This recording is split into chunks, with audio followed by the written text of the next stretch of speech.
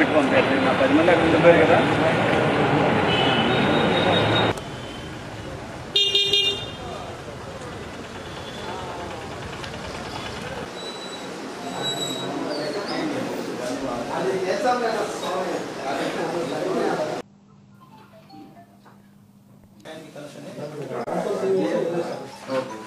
Financial year ending రాబోతోంది. మన జనవరి నుంచి వచ్చేటప్పటికి డిసెంబర్ జనవరి ఈ టైం నుంచి మనం ట్యాక్సెస్ కలెక్షన్ ఇలాంటివి ముమ్మరంగా చేస్తూ వస్తాం. అలా చేస్తూ ఉన్న సమయంలో ఎవరైనా కానీ అసెస్మెంట్లు తక్కువగా చేయడము, అండర్ అసెస్మెంట్ చేయడము, లేదంటే లోకల్ లెవెల్ అడ్మిన్స్తో కానీ లేదంటే ఆర్ఎల్తో కానీ ఒక లైజాన్ పెట్టేసుకొని ట్యాక్సెస్ కలెక్ట్ చేయకుండా లేట్ చేయడము, లేదు అంటే తక్కువ వేయించుకోవడం, ఇలాంటివి చేసే అవకాశాలు ఉన్నాయని ఒక దృష్టికి రావడం జరిగింది. మనకు వచ్చిన ఒక కంప్లైంట్ బేసిస్ మీద నిన్న ఒక ఇద్దరు అడ్మిన్లని, అందులో ఒకరు ఇన్ఛార్జ్ ఆర్ఐగా ఉన్నటువంటి వారిని సస్పెండ్ చేయడం జరిగింది. అదేవిధంగా ఎందుకు వాళ్ళని సర్వీస్ నుంచి రిమూవ్ చేయకూడదో షోకాజ్ నోటీస్ ఇవ్వడం జరిగింది. అదేవిధంగా దానికి సంబంధించిన ఆర్ఓ కూడా షోకాజ్ నోటీస్ ఇవ్వడం జరిగింది, ఎందుకు మానిటరింగ్ సరిగ్గా లేదు అన్న విషయంలో. అడ్మిన్స్ని అయితే ఇద్దరిని సస్పెండ్ చేయడం కూడా జరిగింది. ఒక కమర్షియల్ స్పేస్ని రెసిడెన్షియల్ స్పేస్గా చూపిస్తూ ఉండడం వల్ల మనకి కార్పొరేషన్కి నష్టం వాడుతుంది. దానివల్ల అటువంటివి ఇంకా ఉండే అవకాశం ఉంటుంది. కాబట్టి అలాంటివి ఏమన్నా ఉంటే ఎవరైనా కానీ మా దృష్టికి తీసుకొని రావాలని చెప్పడం ఒక విషయము. అదేవిధంగా అందరికీ కూడా మీడియా తరఫున సంబంధిత సిబ్బందికి మేము టీసీల ద్వారా ఆ విధంగా చెప్తూ వస్తాము. బట్ అందరికీ కూడా తెలియాలి, ఈ విధంగా మనం దీన్ని స్ట్రిక్ట్గా చూస్తూ ఉన్నాము. ఎవరు కూడా దాని ట్యాక్సెస్ని ఏదో ఒక విధంగా ఎవరెవరితో మాట్లాడుకొని తక్కువ కడితే అయిపోతుందిలే, అవాయిడ్ చేస్తే సరిపోతుందిలే అన్న ఉద్దేశంలో ఎవరు ఉండకూడదు అని చెప్పడం ఒక ముఖ్య అంశం ఈరోజు. సో అందరూ కూడా ఉన్నవాళ్ళు చాలా ట్యాక్సెస్ పెండింగ్లో ఉన్నాయి కట్టాల్సినవి. కొన్ని ఈ మధ్య సర్వే చేసి కొన్ని అందరి ట్యాక్సెస్ పెంచడం జరిగింది. అటువంటి వాటిల్లో ఎవరికన్నా ఏమన్నా తప్పుగా పడ్డాయని వాళ్ళు భావిస్తే రివిజన్ కోసం వచ్చి అడగచ్చు. అందులో మళ్ళీ అసెస్ చేసుకొని కరెక్ట్గా ఉందా లేదా అని దాని ప్రకారం మారుస్తారు. ఒకవేళ నిజంగానే ఏదైనా ప్లాన్ ఉంటుంది, వాళ్ళ దగ్గర ప్లాన్ ఉన్నా సరే ప్లాన్ క్యాన్సిల్ చేయకుండా దాని ట్యాక్స్ పెరిగి ఉండవచ్చు, పెనాల్టీ 100% వేసి ఉండవచ్చు. లేదు మా దగ్గర ప్లాన్ ఉందని చూపిస్తే దాని పెనాల్టీ తగ్గించి వేయడం అది జరుగుతుంది రూల్స్ ప్రకారం. అంతేగాని ఏదో ఒక ఇదేంటి మేము వీళ్ళకి చెప్పాము వాళ్ళకి చెప్పాము సో మాది తగ్గిస్తారు, మాది సడన్గా ఎక్కువ పెరిగిపోయింది మేము చెప్తే తగ్గిస్తారు, ఇటువంటి అపోహల్లో ఎవరు ఉండకూడదు. దాని రూల్ ప్రకారమే పెంచుకుంటూ వచ్చారు గత కొన్ని నెలల్లో.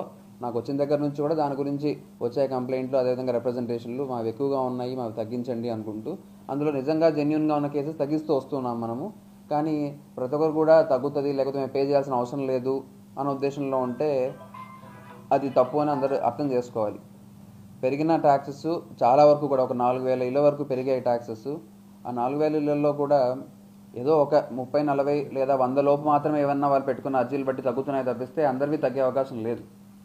సో ఆ ట్యాక్సెస్ మేము పే చేయాల్సిన అవసరం రాదు అని అనుకుని ఆగిపోతే మాత్రం అది తప్పు అవుతుంది. దాని మీద అనవసరంగా ఊరికి పెనాల్టీ పెరిగిపోతూ వస్తాయి. ఫైనాన్షియల్ ఇయర్ ఎండింగ్ వస్తూ ఉంది కాబట్టి అందరూ కట్టాలి. ఆ కట్టే ప్రాసెస్లో సిబ్బంది అందరూ కూడా కరెక్ట్గా జాగ్రత్తగా చేయాలని చెప్పడం ఒక విషయం. ప్రజలందరూ కూడా ఎవరో ఇదేంటి మాకు వీళ్ళు తెలుసు వాళ్ళు తెలుసు అని అనుకుంటూ కట్టకుండా ఉంటే కూడా ఇబ్బంది పడతారు. దానికి సంబంధించి హెల్ప్ చేసినటువంటి సిబ్బంది కూడా ఇబ్బంది పడతారని చెప్తుంది. అది ఒక విషయం. అదేవిధంగా రెండవది ప్లాస్టిక్ పొల్యూషన్ అన్నది ఎక్కువగా ఉంది. ముందు దానికి సంబంధించి రైడ్స్ చేసి పెనాల్టీస్ వేయడం ఇలాంటివి జరుగుతూ ఉండేది. అది కమిషనర్స్ మారుతూ ఉండడం వల్ల లేదా ఆ టీమ్స్ మళ్ళీ ఫంక్షన్లోకి రాకపోవడం వల్ల తగ్గింది.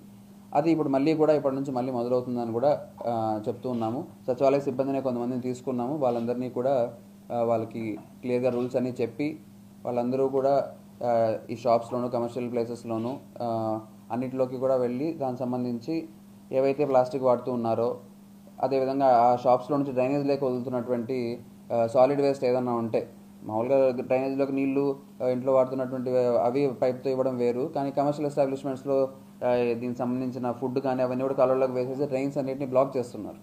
దానివల్ల చాలా ఎక్కువ వర్కర్స్ని పెట్టి ఎన్నిసార్లు చేయిస్తున్నా సరే మనకి ఆగిపోతూ ఉండే పరిస్థితి ఏర్పడుతూ ఉంది. సో అది ఒకటి జరుగుతున్న ఉద్దేశంతో. అదేవిధంగా చికెన్ వేస్ట్ అన్నది కూడా ఎక్కడ పడితే అక్కడ వేసేయటము, మన బుగ్గవంకలోకి వేయటము, లేదు అని అంటే రోడ్ల మీద వేసేయటము, అవన్నీ చేస్తున్నారు. మనం ఒకరి కాంట్రాక్ట్ ఇచ్చాము కార్పొరేషన్ తరఫున, ఆ కాంట్రాక్టర్ తీసుకువెళ్తారు దాన్ని, వాళ్ళు కాకుండా వేరే వాళ్ళతో లింకప్ అయ్యి వాళ్ళకి ఇవ్వటము, ఇలాంటివన్నీ చేస్తూ ఉన్నారు. వీటిని ఎంకరేజ్ చేయకూడదని చాలా స్ట్రిక్ట్ ఇన్స్ట్రక్షన్స్ ఇవ్వడం జరిగింది. ఈ ఇప్పటి నుంచి సచివాలయ సిబ్బంది కూడా టీమ్స్ లాగా ఫామ్ అయ్యి ఒకప్పుడు లాస్ట్ టైం లాగా ఐఈసీ టీమ్స్ లాగానే మళ్ళీ ఫామ్ అయ్యి వాళ్ళు సచివాలయ సిబ్బంది వస్తారు. కొన్ని సచివాలయాల్లో నుంచి తీసి అక్కడ ఇన్ఛార్జ్లను పెట్టి వాళ్ళని ఒక టీం లాగా ఫామ్ చేసి పంపిస్తున్నాం డిఫరెంట్ వాటికి. అది ఈరోజు రేపటి నుంచి లేదా మా సోమవారం నుంచి ముమ్మరంగా వాళ్ళు వెళ్తారు, అన్ని చోట్లకు కూడా వేసి హెవీ పెనాల్టీస్ వేస్తారు.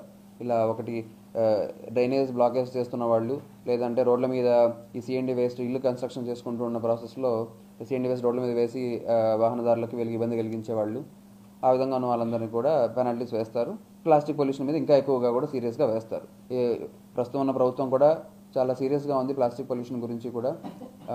మేము మినిస్టర్ గారి నుంచి అదే విధంగా వస్తూ ఉన్న ఇన్స్ట్రక్షన్స్, అదేవిధంగా ఎమ్మెల్యే గారి నుంచి వస్తున్నాయి, కలెక్టర్ గారి నుంచి వస్తున్నాయి. అందరూ కూడా దీని మీద చాలా సీరియస్గా ఉన్నారు ప్లాస్టిక్ పొల్యూషన్ జరిగే అనర్థాల గురించి. సో దానికి సంబంధించి మనం ముందరికి సీరియస్గా వెళ్తాము. అందరూ కూడా దీని గురించి జాగ్రత్తగా ఉండాలి. ఏదో వాడేసుకొని వెళ్ళిపోదాం అన్నట్టు కుదరదు. చెక్ చేసి దాన్ని ఫైన్స్ వేస్తాం. అది రెండవ విషయం. ఇంకా మూడవది, ఈ డోర్ టు డోర్ కలెక్షన్కి సంబంధించి చేస్తున్నప్పుడు ఈ సెగ్రిగేషన్ అనేది జరగట్లేదు. ఈ తడి పొడి చెత్తని వేరు చేసి ఇవ్వట్లేదు జనాలందరూ కూడా. మనం అందులోనూ ఈ మధ్య జరిగిన రివ్యూస్లో కూడా మనది వెనుకబడి ఉంది అని చెప్పేసి స్టేట్లో నుంచి కూడా చెప్తూ ఉన్నారు. డోర్ టు డోర్ కలెక్షన్స్ చేస్తున్నాం, అనే ఇళ్లలోంచి తీసుకొని వస్తున్నారు, అందులో అయితే జరుగుతూ ఉంది. కానీ ఆ జరుగుతున్న దాన్ని మనం సపరేట్ ఎందుకు చేయట్లేదంటే ఇళ్లలో నుంచి ఇస్తున్న వాళ్ళు దాన్ని కలిపేసి ఇస్తూ ఉన్నారు. సో దానికి సంబంధించి ఎవరైనా వేరు చేసి ఇవ్వకపోతే వాళ్ళ మీద కూడా పెనాల్టీస్ ఉంటాయని అందరూ కూడా తెలుసుకోవాలనే ఉద్దేశంతో చెప్పడం. చిన్న పెనాల్టీస్తో స్టార్ట్ అవుతాయి. వాళ్ళు రిపీటెడ్గా ఇవ్వకుండా ఉంటే పెనాల్టీస్ పే చేసినా చేయకుండా వాళ్ళ దగ్గర నుంచి తీసుకోవడం ఆపేస్తాం. దాన్ని సపరేట్ చేసి ఇస్తేనే తీసుకుంటాం, లేదంటే ఆపేస్తాం. వాళ్ళు దాన్ని తీసుకొని వచ్చి ఎక్కడన్నా బయట అందు వేశారు అని అంటే దాని మీద హెవీ పెనాల్టీస్ ఉంటాయి. ఆ పెనాల్టీస్ పే చేయకుండా అంటే ఇంటికి వాటర్ కనెక్షన్ ఆపేస్తాం. సో ఆ విధంగా ఎన్ని విధాలుగా అయినా సరే వాళ్ళు రూల్స్ ఫాలో అవుతూ దాని ప్రకారం సహకరించే కొద్దీ మనం ఇంకా చేయడానికి ఆస్కారం ఉంటుంది. మన పట్టణం మొత్తాన్ని కూడా నీట్గా ఉంచుకునే ఆస్కారం ఉంటుంది. అలా హెల్ప్ చేయని వాళ్ళందరూ కూడా వాళ్ళు ఇబ్బంది పడతారు. మన కార్పొరేషన్ అందరినీ ఉన్న ప్రజలందరూ కూడా ఇబ్బందులు క్రియేట్ చేస్తారు. ఆ విధంగా లేకుండా సహకరించాలని ఈ విధంగా కోరుతున్నాం ప్రజలందరినీ కూడా. ఇది ఒకటి. దీనితో ఇంకా ఎంక్రోచ్మెంట్స్ కానీ అన్ఆథరైజ్డ్గా కానీ కన్స్ట్రక్షన్స్ అనేవి కొన్ని వస్తూ ఉన్నాయి. పర్మిషన్ తీసుకోకుండా ఏదో ల్యాండ్ కట్టేయడం స్టార్ట్ చేద్దాం, ఆ తర్వాత చూద్దాంలే అనుకోవటము, ఇలాంటివన్నీ. అటువంటి వాటన్నిటిని చాలా సీరియస్గా తీసుకోవడం జరుగుతుంది. క్రిమినల్ కేసెస్ ఫైల్ చేయడం, ఛార్జ్షీట్స్ ఫైల్ చేయడం అవన్నీ చేస్తాము.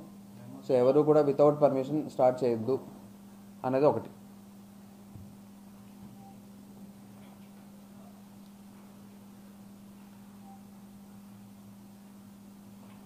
దీంతో ఇంకా ఇవి గ్రీవెన్సెస్ ఏదన్నా ఉన్న వాటి కాల్స్ వస్తూ ఉన్నాయి. వాటిని ఇంకా అందరూ కూడా సద్వినియోగపరచుకోవాలని చెప్పడము. కాల్ సెంటర్కి వస్తున్న కాల్స్ చేయండి, ఏదన్నా ఉన్నా సరే వాటిని ప్రతి ఒక్కటి కూడా కాల్ వచ్చిన వాటిని పరిష్కారం అయిన తర్వాత ముందులాగా కాకుండా ప్రతి ఒక్క గ్రీవెన్స్కి కూడా మళ్ళీ తిరిగి వాళ్ళకి కాల్ చేసే విధంగా చర్యలు చేపడుతున్నాం. ఇది కలెక్టర్ గారి నుంచి వచ్చినటువంటి ఆదేశాలు. అదేవిధంగా మనం కూడా తీసుకుంటున్న స్టెప్స్. ప్రతి ఒక్క గ్రీవెన్స్ కూడా మళ్ళీ కాల్ చేసి వాళ్ళు సాటిస్ఫై అయ్యారా లేదా అని. ఒకసారి ఏదన్నా రోడ్డు అని అంటారు, దానికి సంబంధించి రోడ్డు ఈరోజు వేయలేకపోవచ్చు, ఒక నెల తర్వాత వేయాల్సి రావచ్చు. సో అటువంటి వాటిని మేము మళ్ళీ ట్రాక్ పెట్టుకుంటూ ఒక నెల తర్వాత జరిగిందా లేదా అన్న ఉద్దేశంతో, లేదా చెత్త ఈరోజు కలెక్ట్ చేయలేదు అని అనుకుని ఈరోజు కంప్లైంట్ చేస్తారు, ఈరోజు తీసుకొని వస్తారు, కానీ మళ్ళీ ఒక నెల తర్వాత మళ్ళీ అక్కడికి వెళ్తుందా లేదా అని చెక్ చేసే విధంగా మళ్ళీ రిపీటెడ్గా కాల్స్ చేయడము, ఇలాంటిది ఒకటి ప్రాసెస్ పెట్టుకుంటుంది. సో ముఖ్యంగా వీటన్నిటి గురించి చెప్పాలనే ఉద్దేశంతో ప్రెస్ మీట్కి పిలవడం జరిగింది. ముందు జరుగుతున్నట్టు రాజీవ్ పార్క్ దగ్గర యాక్టివిటీస్ చేస్తూ వస్తాం, కల్చరల్ యాక్టివిటీస్ ఏవైనా కానీ అక్కడే అవేర్నెస్ యాక్టివిటీస్ కూడా చేయడం. ఇలాంటి తడి పొడి చెత్త సపరేషన్ కానీ, లేదా క్లీన్గా ఉంచుకోవడం గురించి కానీ, ట్యాక్సెస్ పే చేయడం కానీ, ఇలాంటి డిఫరెంట్ వాటి గురించి కూడా మనము అవేర్నెస్ యాక్టివిటీస్తో పాటు ఏదైనా కల్చరల్ యాక్టివిటీస్ రాజీవ్ పార్క్ దగ్గర చేస్తూ ఉండేవాళ్ళు, మీకు తెలిసిన విషయమే. దాన్ని కంటిన్యూస్ చేయడం స్టార్ట్ చేస్తాం. వచ్చే ఈ సండే నుంచి కూడా స్టార్ట్ చేస్తాం.